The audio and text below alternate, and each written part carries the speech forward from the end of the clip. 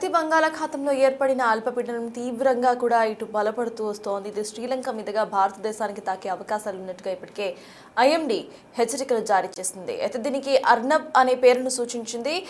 అర్నబ్ అంటే సముద్రంగా తెలుస్తోంది. ఇప్పటికే నైరుతి బంగాళాఖాతంలోని వాయుగుండం తీవ్ర వాయుగుండంగా బలపడినట్లు భారత వాతావరణ శాఖ విభాగం ఐఎండీ తెలిపింది. ఇది శ్రీలంక తీరం వైపు దూసుకు వెళ్తూ గురువారం సాయంత్రానికి పొట్టువెల్కు చేరుకుంటుంది. 250 కిలోమీటర్ల వేగంతో. అలానే ఇటు బట్టికోల్కు 300, ట్రికోమలీకు 400, ఇక కరైకల్కు 780, చెన్నైకి 940 కిలోమీటర్ల దూరంలో కేంద్రీకృతమై ఉంది. శుక్రవారం ఉదయంలోగా ఇది తుఫాన్గా బలపడే అవకాశం సైతం కనిపిస్తోంది. ఇక సముద్రంలోని మార్పులను మనము వెదర్ విజువల్స్ లో క్లియర్ గా చూస్తున్నాము. ఇక ఇటు తుఫాన్గా రూపాంతరం చెందితే దీన్ని అర్నబ్ అని పేరుగా పిలవాలి అంటూ కూడా బంగ్లాదేశ్ సూచించింది. అర్నబ్ అంటే సముద్రంగా తెలుస్తోంది. ఇది వాయువ్య దిశగా కదులుతూ శ్రీలంక పొట్టువీల్ త్రికోమలి మధ్యలో శుక్రవారం రాత్రి తీరం దాటే అవకాశం అయితే మనకి కనిపిస్తోంది. ఇక దీని ప్రభావంతో శుక్ర శనివారాల్లో తమిళనాడు కేరళలో కొన్ని ప్రాంతాల్లో భారీ నుండి అతి భారీ వర్షాలు ఈదురుగాలులు వీస్తాయంటూ కూడా ఇప్పటికీ ఐఎండీ హెచ్చరికలు జారీ చేసింది. దక్షిణ కోస్తా రాయలసీమలోని కొన్ని ప్రాంతాల్లో సైతం తేలికపాటి నుంచి ఓ మోస్తారు వర్షాలు కురిసే అవకాశం ఉందని అమరావతి వాతావరణ శాఖ కేంద్రం తెలిపింది. రాబోయే 4 రోజుల్లో మొత్తంగా కూడా ఉత్తర కోస్తాలోని కొన్ని ప్రాంతాల్లో పొగమంచు కురిసే అవకాశం ఉందని తెలిపింది ఐఎండీ. శుక్రవారం అల్లూరి సీతారామరాజు, పార్వతీపురం, మన్యం జిల్లాల్లో, శని, ఆది, సోమవారాల్లో పార్వతీపురం, మన్యం, విజయనగరం, అల్లూరి సీతారామరాజు, ఏలూరు, అంబేద్కర్ కోనసీమ జిల్లాల్లో పొగమంచు కురుస్తుందని అంచనాకొస్తోంది.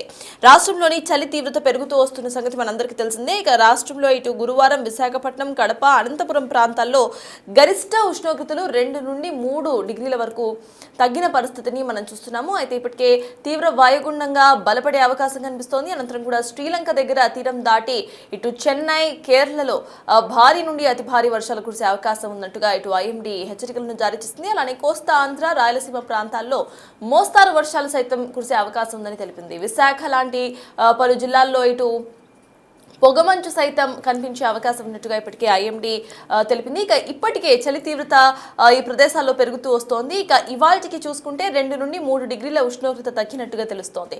సో వాయుగుండం కనుక బలపడితే ఇంకాస్త చలి తీవ్రత పెరిగే అవకాశం సైతం కనిపిస్తోంది. బంగ్లాదేశ్ సూచించిన పేరు ప్రకారం దీన్ని అర్నబ్ గా పిలవాల్సిందిగా ఇటు బంగ్లాదేశ్ ఈ తుఫాన్ కు పేరును పెట్టింది. అర్నబ్ అనగా సముద్రం అని మనకి అర్థమవుతోంది. నైరుతి బంగాళాఖాతంలో ఏర్పడిన ఈ వాయుగుండం ఇప్పుడు తీవ్ర వాయుగుండంగా బలపడినట్లు భారత వాతావరణ విభాగం తెలిపింది.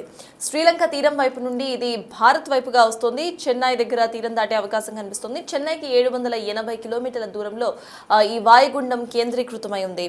ఇక కేరళ అండ్ తమిళనాడు ఈ 2 ప్రాంతాలకు కూడా దీనికి సంబంధించిన ఎఫెక్ట్ ఎక్కువగా కనిపించే అవకాశం కనిపిస్తోంది. భారీ నుండి అతి భారీ వర్షాలు ఈదురుగాలులు వీస్తాయంటూ ఐఎండీ ప్రకటించింది. ఇక కోస్తా ఆంధ్రాలో మోస్తారు వర్షాలు కురుస్తాయంటూ కూడా అమరావతి వాతావరణ శాఖ మనకి హెచ్చరికలను జారీ చేసింది. అలానే విశాఖ లాంటి ప్రదేశాల్లో పొగమంచు సైతం వస్తుందంటూ కూడా ఇటు హెచ్చరికలు జారీ చేసింది. శని, శుక్రవారాలు ఈ ఎఫెక్ట్ అనేది కోస్తా ఆంధ్రలో, రాయలసీమ ప్రాంతాల్లో, వైజాగ్ లాంటి ప్రాంతాల్లో కనిపించే అవకాశం ఉంది. ఇక శుక్రవారం శనివారాల్లో ఇటు తీరం దాటే అవకాశం సైతం కనిపిస్తోంది. చెన్నైలో ఇటు భారీగా మనకి ఈ తుఫాన్ ఎఫెక్ట్ కనిపించే అవకాశం అయితే ఉంది.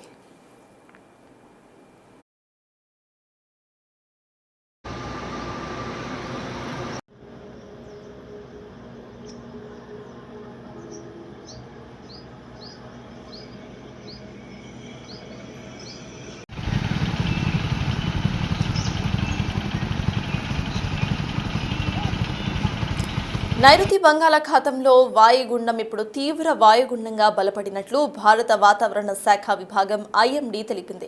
ఇది శ్రీలంక తీరం వైపు దూసుకు వస్తుంది. గురువారం సాయంత్రానికి పొట్టువెల్కు 250 కిలోమీటర్లు, బట్టికోల శ్రీలంకలో ఉంది ఈ ప్రాంతం కూడా 300 కిలోమీటర్లు, ట్రికోమలి శ్రీలంకలోని ప్రాంతం 400 కిలోమీటర్లు, కరైకల్ పుదుచేరికి ప్రాంతం 780 కిలోమీటర్లు, చెన్నై నుండి 940 కిలోమీటర్ల దూరంలో కేంద్రీకృతమై ఉంది ఈ వాయుగుండం.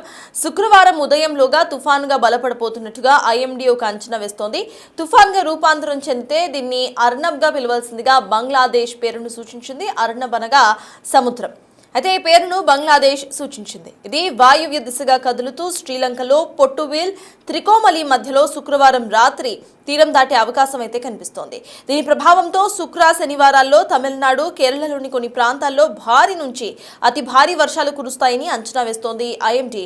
దక్షిణ కోస్తా, రాయలసీమలోని కొన్ని ప్రాంతాల్లో సైతం తేలికపాటి నుంచి ఓ మోస్తారు వర్షాలు కురిసే అవకాశం అయితే ఉందని అమరావతి వాతావరణ శాఖ కేంద్రం ఇప్పటికే పేర్కొంది. రాబోయే 4 రోజుల్లో ఉత్తర కోస్తాలోని కొన్ని ప్రాంతాల్లో పొగమంచు కురిసే అవకాశం ఉందని తెలిపింది. శుక్రవారం అల్లూరి సీతారామరాజు, పార్వతీపురం, మన్యం జిల్లాల్లో, శని, ఆది, సోమవారాల్లో పార్వతీపురం, మన్యం, విజయనగరం, అల్లూరి సీతారామరాజు, ఏలూరు, అంబేద్కర్ కోనసీమ జిల్లాల్లో పొగమంచు కురుస్తుందని అంచనా వేస్తున్నారు. ఇక రాష్ట్ర చలి తీవ్రత సైతం పెరుగుతూ వస్తోంది. ఇప్పటికే 2 నుండి 3 డిగ్రీల ఉష్ణోగ్రత తగ్గినట్టుగా సైతం మనకు అర్థమవుతోంది.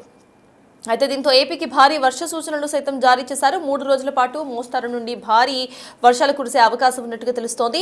నైరుతి బంగాళాఖాతంలో కొనసాగుతున్న వాయుగుండం కారణంగా తీవ్ర వాయుగుండంగా బలపడుతూ వస్తున్నట్టుగా ఇప్పటికే ఐఎండీ వెల్లడించింది. శ్రీలంక తీరం వైపు దూసుకువస్తున్నట్లు ఒక అంచనా వేసింది. పుదుచ్చేరి నుండి 780 కిలోమీటర్లు, చెన్నైకి 940 కిలోమీటర్ల దూరంలో ఈ వాయుగుండం కేంద్రీకృతమై ఉంది. ఇక ఇవాళ ఈ వాయుగుండం తుఫాన్గా మారే అవకాశాలైతే కనిపిస్తున్నాయి అంటూ కూడా ఇటు ఐఎండీ పేర్కొంది. ఒకవేళ కనుక తుఫాన్గా మారితే దీన్ని ఒర్నబ్గా పిలవాలంటూ ఇటు బంగ్లాదేశ్ ఇప్పటికే పేరును సూచించింది. దీని అర్థం సముద్రం.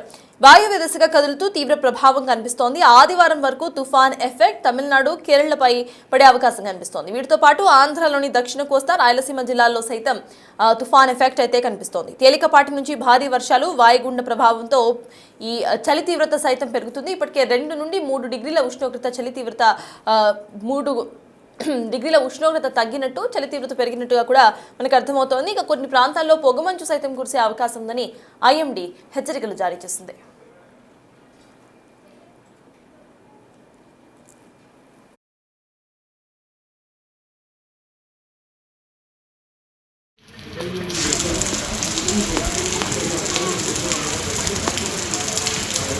Sound. 10.